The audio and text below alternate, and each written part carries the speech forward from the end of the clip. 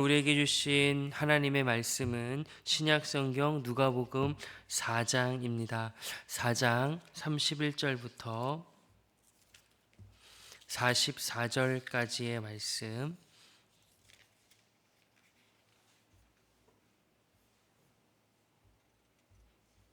함께 읽어보겠습니다. 봉독하시고 마지막 두 절은 함께 읽습니다.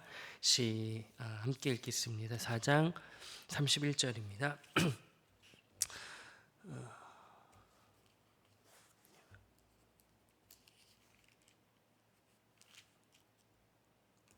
갈릴리의 가버나움 동네에 내려오사 안식일에 가르치심에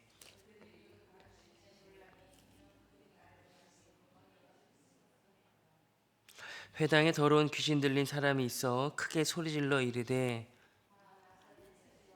우리가 당신과 무슨 상관이 있나이까?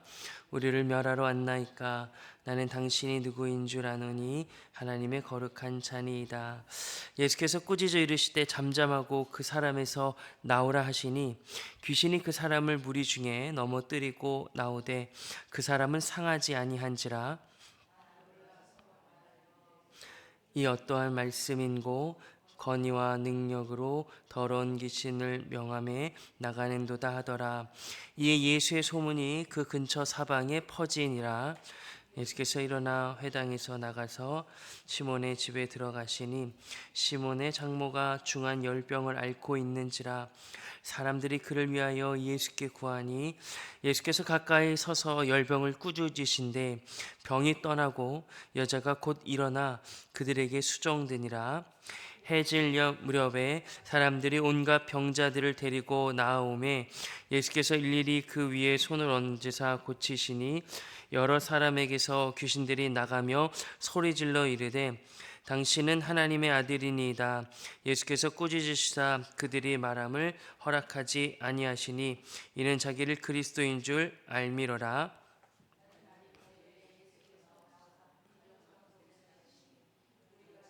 만남에 자기들에게 떠나시지 못하게 만류하려 하매 함께 읽겠습니다. 예수께서 이르시되 내가 다른 동네들에서도 하나님의 나라 복음을 전하여야 하리니 나는 이 일을 위해 보내심을 받았노라 하시고 갈릴리 여러 회당에서 전도하시더라. 아멘. 오늘 본문의 말씀은 더러운 귀신 들린 사람을 고치시고 또 온갖 병자들을 고쳐주시고 또 특별히 베드로의 장모라고 이렇게 소개가 되는데 열병을 고쳐주시고 그리고 또 그 곳에서만 머무시지 않고 이제 다른 동네에도 다른 곳에서도 복음을 전해야겠다라고 말씀하시는 주님의 말씀이 기록되어 있습니다.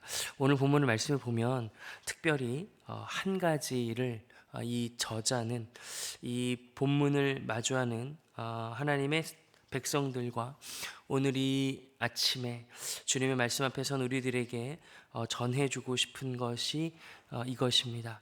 하나님의 나라, 그 나라는 지금 여기에 와 있다라고 선포하고 있습니다.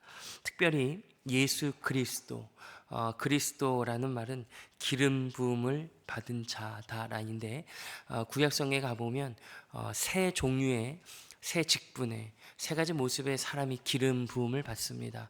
먼저는 왕입니다. 사울 왕이 이제 사무엘에게 기름 부음을 받죠. 다윗도 사무엘에게 기름 부음을 받습니다. 솔로몬도 그렇고 모든 왕들은 기름을 부음 받습니다. 왕이라고 하는 것은 그 권위와 능력이 가장 높다라는 뜻일 것입니다. 오늘 본문에도 32절에 보시면 이는 그 말씀이 권위가 있었다. 그리고 그 이후에 모든 병자를 고치시고 귀신 들린 사람을 고치실 때에 그분의 권위에서 나오는 능력이 이러하다라는 것을 확인해 볼 수 있습니다. 두 번째, 구약시대 때 기름 부음을 받았던 자들은 제사장들입니다. 그들은 하나님과 사람 사이에서 사람이지만 그들은 특별히 하나님의 부르심을 받고 그 죄로 물들인 사람들이 하나님 앞에 정결함과 거룩함을 입고 나아올 수 있도록 수고하는 자들이죠. 그래서 하나님께서 특별히 그들에게 기름을 부으십니다. 저들은 내가 택했고 저들을 통해서 내 백성들이 나에게로 찾아오게 될 것이다라고 기름을 부으셨죠. 오늘 본문에 등장하는 많은 사람들, 질병과 귀신 들림과 편견과 경쟁, 그 수많은 아픔과 고통 속에서 하나님께 나아오지 못하는 자들이 예수 그리스도를 통해서 그분의 권위와 그분의 능력 때문에 하나님의 나라로 초청받는 것을 볼 수 있습니다. 세 번째 구약 시대 때 기름을 부음 받은 사람들은 이제 선지자들입니다. 여러분들이 구약 성경을 쭉 읽다 보면 어느 순간부터 계속해서 따끔한 충고와 심판의 메시지들이 시작되는 것을 봅니다. 시편과 잠언과 전도서를 읽으면서 하나님의 깊이 있는 말씀과 우리의 삶의 아름다움, 우리를 부르시는 그 수준과 영광을 보다가 갑자기 이사야부터 시작되는 하나님의 그 심판과 그 메시지들, 회복을 약속하시고 하나님 나라를 약속하시는 그 선지자들의 선포와 그들의 살았던 삶의 내용들이 기록되어 있습니다. 이스라엘 역사를 살펴보면 선지서가 기록으로 남은 선지자 외에도 충분히 열왕기상 하나 여러 역사 속에서 더 많은 선지자들을 하나님께서 부르셨죠. 그때마다 하나님은 그들에게 기름을 부으셨습니다. 이들의 말에, 이들의 입술에, 이들의 숨결에 내 말을 허락하겠다. 하나님의 말씀에는 힘과 능력이 있죠. 그 권위와 능력이 있습니다. 오늘 역시 본문에서 예수 그리스도는 그분의 말씀에, 그분이 회당에서 가르치실 때에, 그분이 말씀할 때에 귀신이 떠나가고, 그분이 꾸짖으실 때에 베드로의 장모를 괴롭혔던 질병의 그 영향이 떠나가는 것을 볼 수 있습니다. 오늘 본문은 이 하나님의 나라를 완성하는 왕, 제사장, 그리고 선지자가 드디어 한시적으로 왔다 실패하여 돌아가는 인생이 아니라 영원한 하나님의 아들로서 이 땅에 우리의 현실 속에 침투해 들어오는, 찾아오시는 모습을 지금 보여주고 있습니다. 주님의 모습을 보면 하나님의 나라의 왕의 모습, 그의 권위, 그의 능력을 볼 수 있다라고 말씀하시죠. 예수 그리스도를 보면 하나님의 나라의 제사자, 그의 권위, 그의 영광을 볼 수 있다라고, 그의 능력을 볼 수 있다라고 말합니다. 하나님의 나라의 그 선지자, 영원한 선지자이신 예수님께서 그분의 말씀을 통해서 모든 질병과 귀신과 그들을 올가매고 있는 모든 악의 영향들을 꾸짖으시며 쫓으시는 그 권위와 능력을 보여주고 있습니다. 권위와 능력이라는 것, 능력과 권위라는 것이 하나님의 나라의 가장 큰 특징이다라고 오늘 본문은 보여주고 있습니다. 구약시대 때 왕과 제사장과 선지자가 그렇게 나타내고 싶었던 하나님의 나라, 그리고 그들이 부분적으로 그리고 일시적으로 아주 잠깐 드러냈던 그 하나님의 나라의 권위, 그 하나님의 나라의 능력은 이 예수 그리스도 안에서 완전히 단번에, 그리고 이들과 우리들에게 영원히 선포되어졌고 우리 가운데 찾아 들어오셔서 지금 베드로의 장모가 예수 그리스도의 눈앞에 있는 것처럼, 귀신 들린 사람이 예수의 고침을 받아 그가 예수 앞에 섰던 것처럼 먼 훗날 찾아올, 언젠간 찾아올, 그리고 이미 지나가 버려서 우리에겐 기회가 없어져 버린 하나님의 나라가 아니라 우리의 지금 여기에 하나님의 나라가 도래했다라고 선포합니다. 세상은 권위와 능력을 사모합니다. 권위와 능력을 쫓아갑니다. 우리가 이 땅을 살아가면서 권위, 그리고 능력, 권위를 단번에 알아채고 그쪽으로 관심과 힘을 내고 줄을 서죠. 그쪽으로 기울게 되죠. 지금 우리나라의 현실도 그와 비슷하다라고 봅니다. 꼭 우리나라의 현실, 이 들려오는 모든 뉴스 속에서 우리를 안타깝게 하고 혹은 내 입장에서 그렇지라고 생각하는 모든 상황, 이런 것들을 언급하지 않을지라도 우리의 모든 인생은 권위와 능력, 능력과 권위를 쫓아가는 인생입니다. 근데 살다 보면 직간접적으로 권위만 있고 능력이 없으면 초라하다는 것을 압니다. 공허하다라는 것을 알죠. 하지만 능력이 있고 또 권위가 없으면 무질서하고 위태롭다라는 것을 압니다. 힘은 있는데 권위가 없기에 그 권위의 능력을 담아 사용하고 통치해야 되는데 그것이 없으면 위태롭기 짝이 없다는 것을 압니다. 꼭 우리의 나라의 현실을 넘어서서 우리의 모습과 인생이 그렇죠.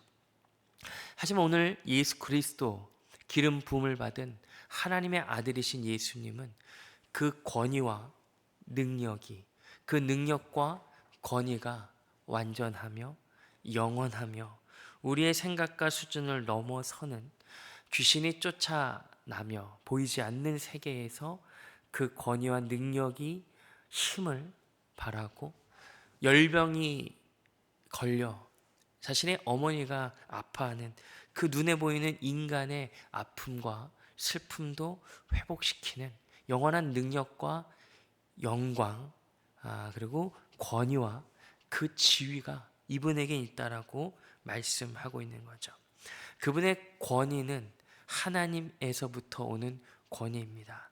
그 권위는 영원한 하나님의 나라의 변함없는 진리, 말씀입니다. 그분의 능력은 다함이 없는, 끝이 없는 하나님의 확고부도한 사랑입니다. 그분의 권위와 그분의 능력은 하나님의 진리와 하나님의 사랑에서부터 비롯됩니다. 예수님께서 오늘 귀신을 꾸짖으실 때에, 당신이 갖고 있는 권위로 귀신을 내쫓으실 때에 잠깐만 기다려라, 내가 조금 더 하나님께 빌려오마, 조금 더 기다려라, 내가 기도하고 와서 내 권위를 쌓아서 너를 해치우마라고 하지 않고 그 어떠한 도움과 필요와 요구 없이 단번에 넉넉하게 그분의 권위 앞에 귀신들이 물러갑니다. 베드로의 장모를 고치실 때에도 잠깐만 기다리십시오. 내 안에 능력, 내 사랑이 부족하여서 내가 좀 하나님께 구해야겠습니다. 제자들과 함께 합심을 기도해서 하나님의 응답을 받고 찾아오겠습니다라고 말씀하지 않고 그 어떠한 요청과 필요 없이 그분이 갖고 있는 하나님의 나라의 능력, 변함없는 하나님의 사랑, 변치 않는 다함이 없는 하나님의 사랑으로 그 아픔과 고통에서 해방시켜 주시는 것을 보여줍니다. 오늘 누가는 하나님의 권위와 하나님의 능력, 다시금 하나님의 말씀과 하나님의 사랑이 지금 우리 가운데 찾아 들어왔다. 더 기다릴 필요도 없고 그리고 앞으로 걱정할 것 없다. 지금 우리가 있는 이 자리에, 지금 여기에 하나님의 나라는 찾아왔다. 그 영원한 권위와 그 무한한 능력이신 예수께서 이곳 가운데 찾아오심으로 우리가 고달프고 힘겨워하는 죄에 함몰되어 끌려다니는 인생, 잘못된 권위와 변하는 능력에 목말라 허덕이는 인생에서 살지 않고 이제는 우리가 하나님의 나라 안에서 당신이 허락해 주시는 권위와 그 능력 앞에 참된 항복과 믿음의 고백과 결단으로 나아갈 수 있게 되었다라고 말씀하십니다. 옛날에는 그랬었는데, 내가 그분의 권위 앞에 무릎을 꿇었었는데, 내가 결혼 전에는 그 사랑 앞에 충만했었는데, 언젠간 그 하나님의 통치가 내 삶과 우리 나라 가운데 임할 거야.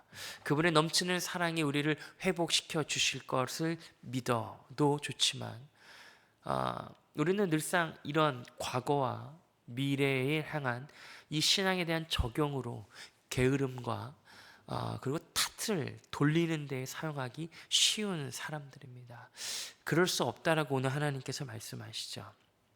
2025년 2월을 이제 중순을 넘어가는 이 땅을 살고 있는 저와 여러분들, 각자의 인생 이 현실 속에 이전 그리고 앞으로가 아니라 지금 하나님의 나라가 찾아왔다라고 말씀하십니다. 그분의 권위와 그분의 능력이 지금 내 인생에 찾아왔다고 말합니다. 몸이 많이 편찮으십니까? 물질에 대한 어려움이 있으신가요? 관계에 대한 고통과 미래에 대한 두려움이 있으십니까? 과거에 잘했던 것과 다르게 지금 내 모습이 형편없으십니까? 아니면 예전에 너무 못났던 내 모습 때문에 여전히 아파하십니까? 오늘 주님께서 우리들에게 말씀하시죠. 오늘 지금 여기에 하나님의 나라가 임했다라고 말씀하십니다. 예수님은 이전에 계셨던 분만이 아니라 미래에 영원히 계실 분이며 동시에 지금 우리와 함께하는 분이십니다. 이전에도 계셨고 지금도 그러하며 영원하신 분입니다. 도대체 변하지 않는 우리의 현실과 나의 모습일지라도 주님은 지금 여기에 하나님의 나라를 이루셨습니다. 이 말씀을 오늘 아침에 들으시고 이 말씀을 믿고 기도합시다. 그때에 오늘 우리가 수고하는 그 일터, 만나는 그 가정의 관계, 풀리지 않는 숙제와 고민과 두려움들 속에 여전히 침투에 들어오셔서 당신의 영원한 권위와 무한한 사랑으로 능력으로 우리를 다스리시는 주님을 만나게 될 것입니다. 기도하시고 오늘을 살아내십시오. 오늘